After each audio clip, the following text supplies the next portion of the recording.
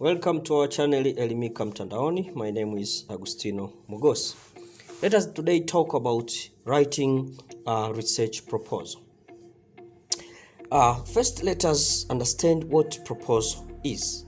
Actually, when you are proposing something to someone, it means like you are giving a plan or a suggestion, whether it is a formal or a written plan you put forward to someone so that they can consider you, for example, in terms of funds, and they can give you a time for you to act on the stuff that you are planning. When it comes to research, it means that as you are proposing your research, means that you are giving a document that outlines how you are going to conduct your research. How are you planning to finish or to do your research? Actually, a research proposal is intended to convince others that you have a worthwhile research project that you want to accomplish, and the work plan to complete it. Generally, a research proposal should contain all the key elements that are involved in the research process, that include sufficient information for the readers to evaluate the proposed study. So speaking of a research proposal, actually is a formal document that a researcher presents to others that details the description of the proposed research. It is like an outline of the entire research process that gives a reader a summary of the information that discussed in a project. Regardless of your research area and the methodology that you choose, all the research proposals should contain three important questions. The very first important question is, what do you plan to do? What you plan to accomplish? That's the first question that you should ask yourself. Say, okay, I'm going to investigate something X, Y, Z, this. That's you want to accomplish. But another question is, why? Why do you want to do it? And the last question is, how? How are you going to do it? So answering these three questions will say that you are proposing something. And if you want to have a good proposal, then these questions should have answers. What's the importance of having a research proposal or having a good plan for your research? Research proposal actually examines what the researcher intends to do, because you have these questions that what you want to accomplish, then why you want to accomplish, and how you are going to accomplish it. Answering those questions will give the examiners or will give the funders, if you are asking for a fund for your research, to understand what actually you as a researcher intend to do. Also, a proposal acts as a contract between the funders and the person doing a research. Or if you are doing a research for your degree, then that can act as a contract for you to fulfill so that you can be awarded your degree. A research proposal actually can be an effective or good start to discuss project with the professors and even funders. The research proposal is able to give an overview of the research project so that other people can understand the scope of your research, the importance of your research, as well as the methodology that you have chosen and the research methods that you are planning to use. Then, what's the advantage of having a research proposal? Why should we prepare why should we have a good preparation of research proposal? It is very vital for grant application in a competitive environment. Remember, funding is very competitive. You need fund for your research, but nobody gives fund to anybody unless the stuff that you are trying to do is understood. Also, it allows for you to review and critically evaluate your current research program. Also, convince you and others that your research is worth to be supported. Then if you want to keep focus of your research program, then a good preparation is very important. There is a good relationship between research proposal and research, but the very important and first relationship is doing a research proposal or writing a research proposal means you are just planning for doing a research, but research is actually the action itself.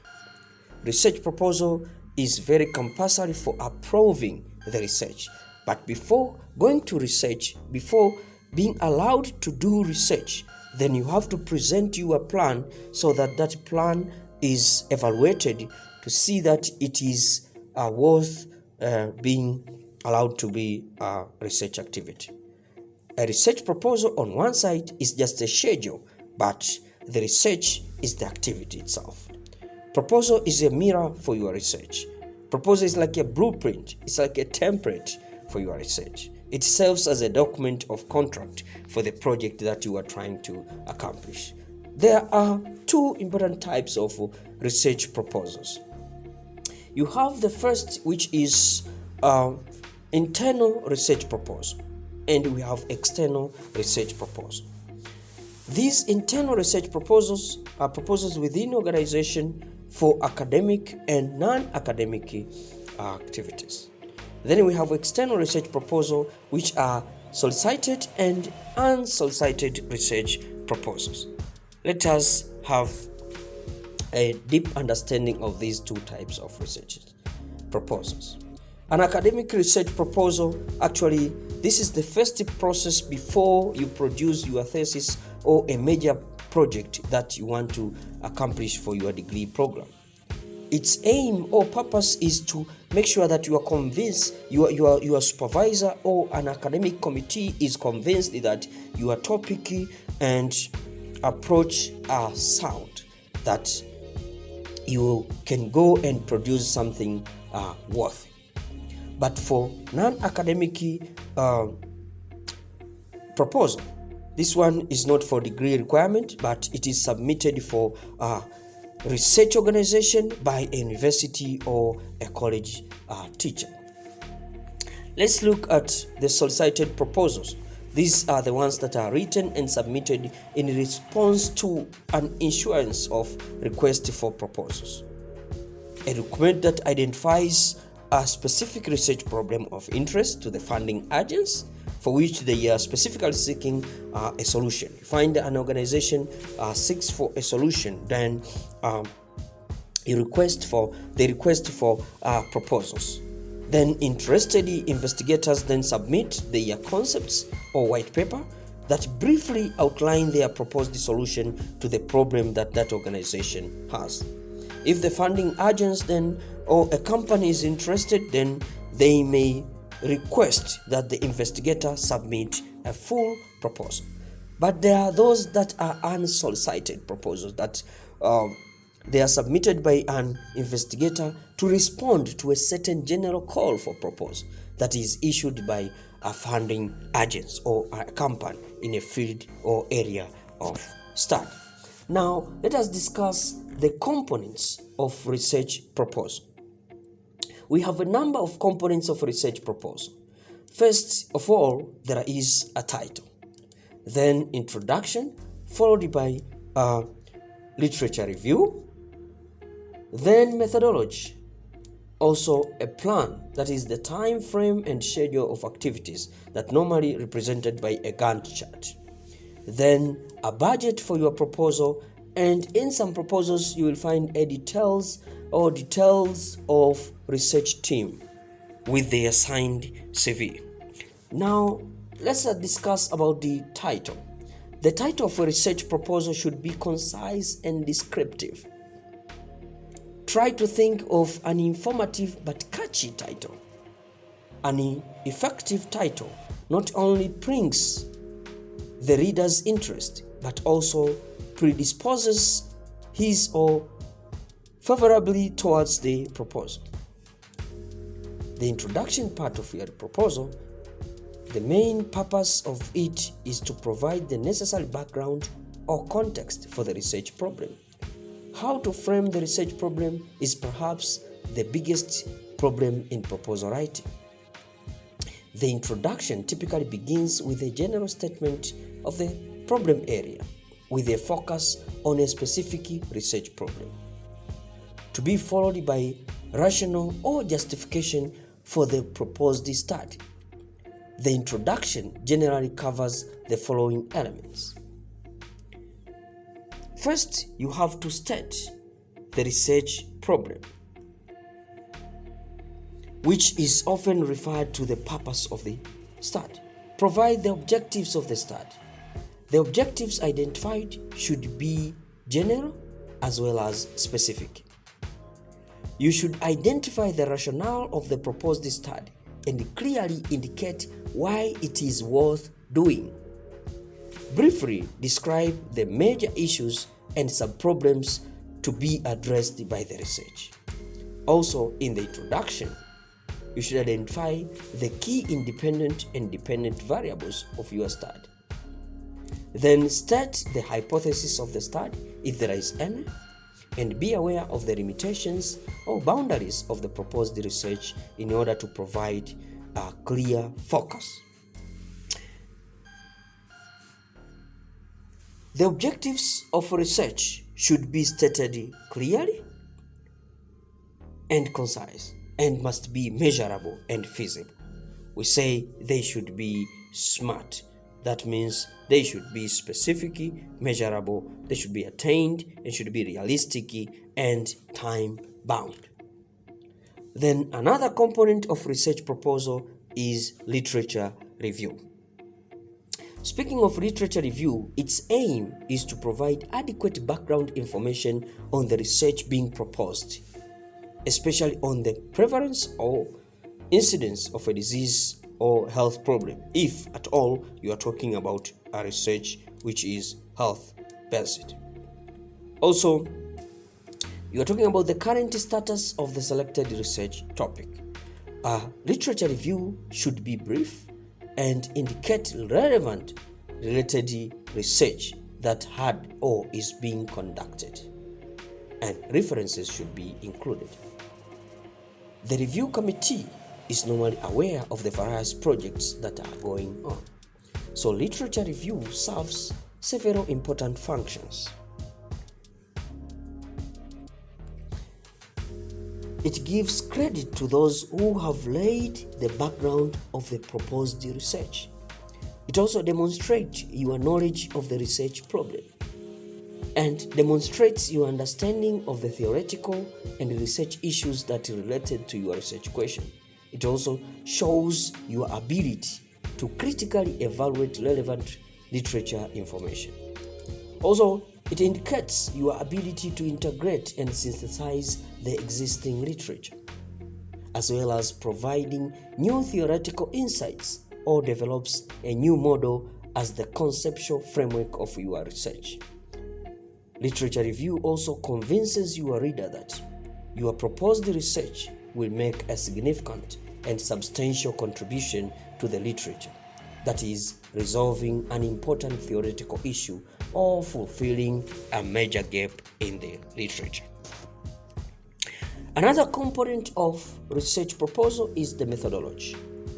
The methodology section is very important because it tells the research committee how you plan to tackle the research problem.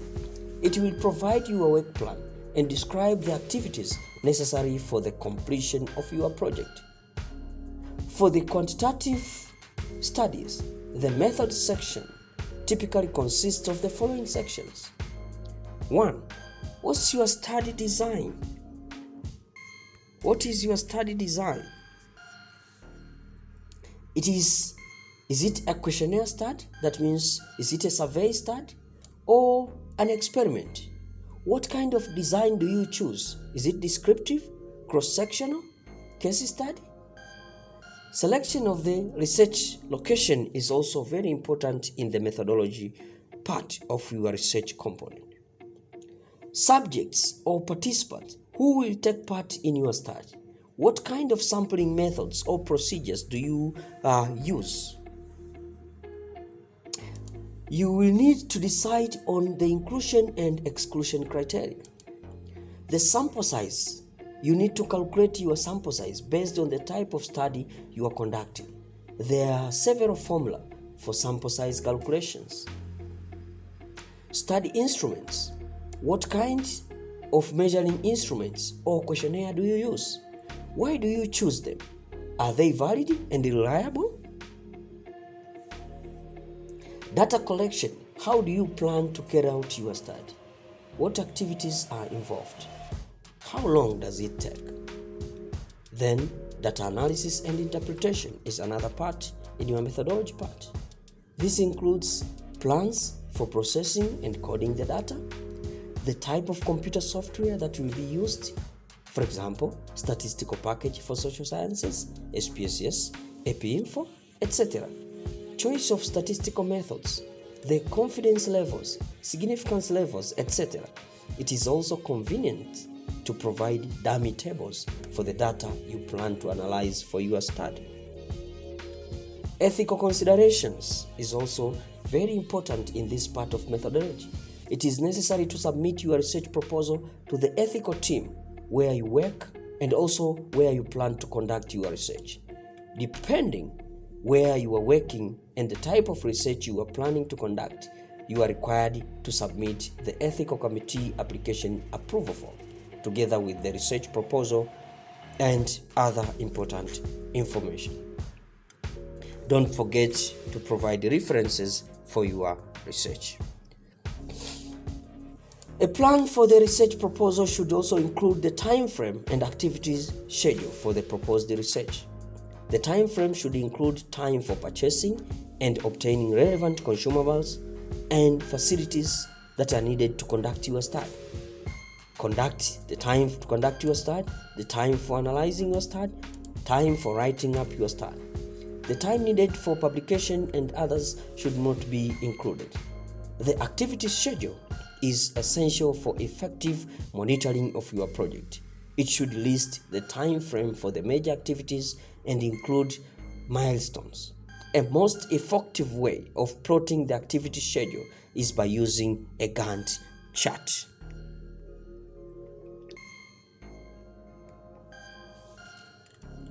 The budget is another component of your research proposal. It is essential to request for an adequate budget for the study you are planning to conduct. Provide a total and yearly breakdown of the project of the budget needed. Follow the guidelines provided by the sponsors where you plan on obtaining the grant. Also give appropriate estimates of costs depending on the different ideas. Example, travel and transportation, consumables, salaries, services, rentals, equipments, utilities, repairs, etc. Provide adequate justification, especially for your costly items. Finally, keep in mind the common errors in proposal writing. 1. Objectives which are too broad or too ambitious. Objectives that do not reflect the title of the study or statement of problem. No literature review or relevant references. Inadequate information on methodology. Inappropriate time frame and schedule of activities, too ambitious. Or no justification for budget, asking for too much or for too little. Thank you very much for following Elimika Mtandao. My name is Agustino Mogos.